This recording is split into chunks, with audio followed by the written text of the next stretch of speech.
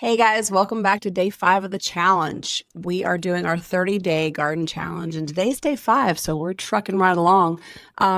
Yesterday we talked about whether or not you should have a container garden versus an in-ground garden, and you are probably still working out that decision in your mind to figure out which one of those you need.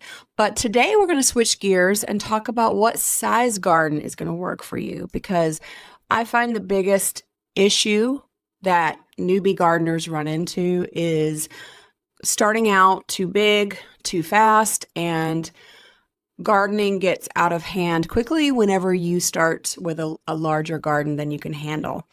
And I think we do that for a lot of reasons. The main reason is probably because we want to be sure that we're making an impact and that we're growing a big enough garden so that we can grow enough food to make an impact on our wallet. But I am actually definitely here to tell you that you can have an impact on your wallet from growing in a smaller space than you would think.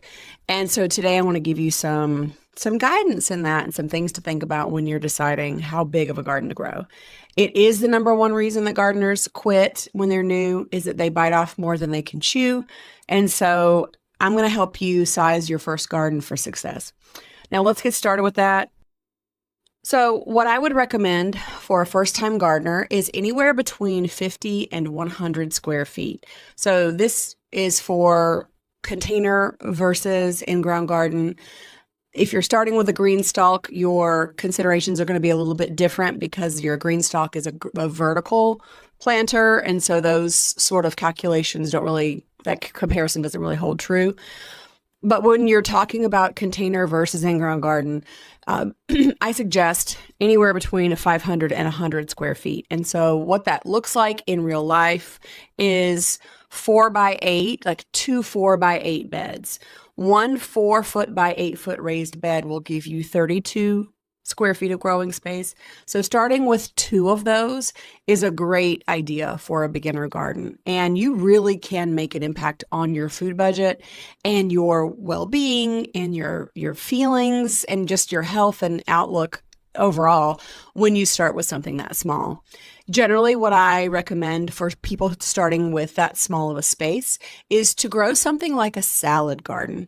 There's a sweet spot in what we want to grow. There's definitely a way for success, or like a way forward that will prove to be successful for you. And I have found that successful gardening comes at the intersection of 3 areas. So the first is growing things that you like to eat, that are easy to grow, that will make a significant impact on your bottom dollar. Or on your dollars, right?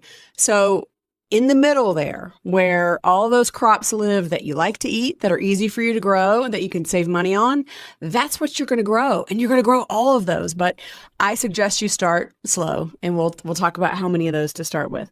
So like I said, anywhere between 50 and 100 square feet. So if you're doing an in-ground garden, you could start with 5 feet wide by 10 feet long. If you're doing raised beds, I really like the 4-foot by 8-foot bed. It fits in most spaces. It's easy to reach across. There's not any space really in that garden area for an adult that they can't get to. So if you have a pathway on either side of a 4x8 raised bed, you're going to be in good shape.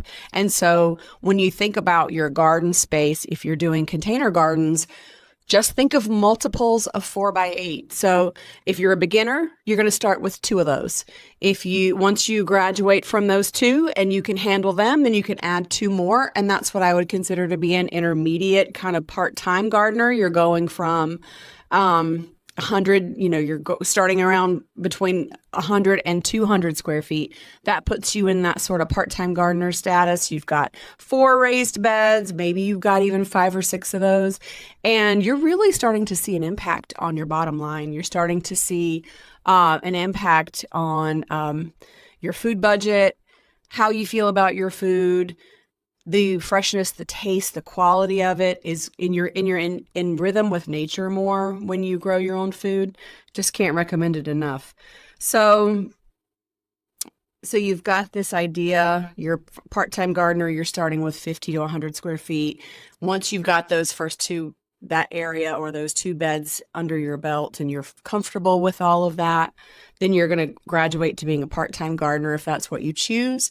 And then you can make the choice to go to experienced or full-time, and that's usually 200 square feet or greater is a significant it's a commitment. You've decided you like it, you decided it's worth your time, and you've decided it's worth investing more time. So that's kind of how I would do it. I would give myself 2 to 3 months before adding to your garden, because in the beginning it's super easy to look at a space and plant out all these beautiful little plants and think, wow, I could do more. I could do so much more.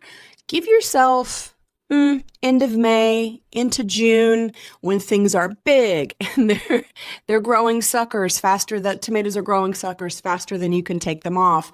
The weeds are growing. You need to water. You've got to harvest. You've got to start more seeds so you have successions.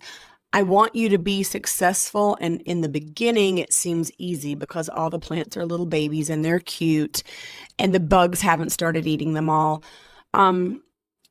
Give yourself some time because other things start to come into play and you start to have to really fight for your garden. And yeah, I want you to have a full season of that under your belt before you start adding, because I don't want you to add too fast too soon and then get discouraged. So yeah, we talked about your 3 levels: first time, part time, and then experienced. We're going from 50 to 100 square feet. Then we're going from 100 to 200, and then we're going 200 up, right? And so I want you to start small. I want you to focus on the high value crops. Consider starting your garden as a salad garden. Honestly, that's my favorite approach for most newbies. Everybody, when you go out to eat, no matter where you go, you'll have a side salad, or you'll have like a little produce set that goes on top of your burger: lettuce, tomato, onion. We are all familiar with eating those types of fresh produce every day, or at least being exposed to them. And that's the best way to grow. If you eat it, if your kids like cucumbers, get some mini munch cucumbers. If you like little grape tomatoes, grow some tomatoes and green beans and all those things. I want this to be something that will contribute to your food budget. I want you to feel how great it feels when you need basil, fresh basil for a recipe, and you literally walk out your door and grab it and come back in. You didn't have to get in the car. You didn't have to fight traffic. You didn't have to spend any additional money. It's all right there in your yard or on your deck. Like, I really want that for you because it's an awesome feeling and makes it more than worth it. So I want you to measure your space. I want you to calculate your time commitment, where you want to stand with that, how much you have to give. And then I want you to choose 3 to 5 crops to start with that you like to eat, that are easy to grow, that you can really see a bang for your buck with. I would suggest lettuces like romaine lettuce, butter crunch. Iceberg is a little finicky. Most of us live in a climate that's too warm to be successful with iceberg lettuce. If you look for iceberg lettuce seeds, I would look for seeds that are of a slow bolt variety, or varieties that do well in hot weather, because iceberg likes the cold. Romaine is very robust. Romaine lettuces, buttercrisp lettuces also are very robust. So those are good ones to grow even if it gets warm. There's a variety that I love that I grow all year round called Muir lettuce, M-U-I-R. Find that lettuce variety anywhere you can find it. There are lots of seeds. Most companies have a variety or have that seed in stock. Muir lettuce, M-U-I-R, is a really good one for pretty much any climate. It's very slow to bolt in the summertime. So I want you to start with that. Start with that salad garden and make it something that you can eat and start to put on your table. And we're looking at foods and things that you're currently eating.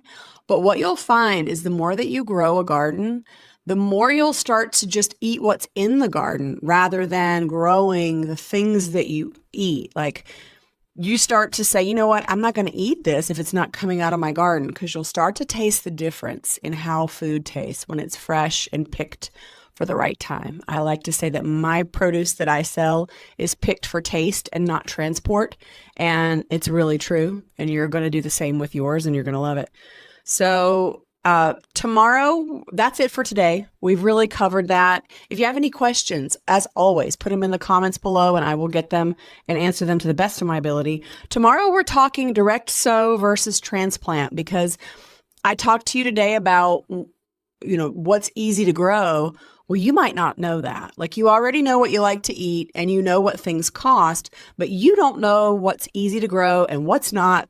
And I'm here to help you with that. So that is one of the things that's crucial for you to know. I'm going to tell you that tomorrow, and that's in day 6. So this was day 5 of the challenge. All you got to do to get more challenge content is follow, subscribe wherever you're seeing this. Hopefully it's everywhere. So bye for now. We'll see you tomorrow. Have a great weekend.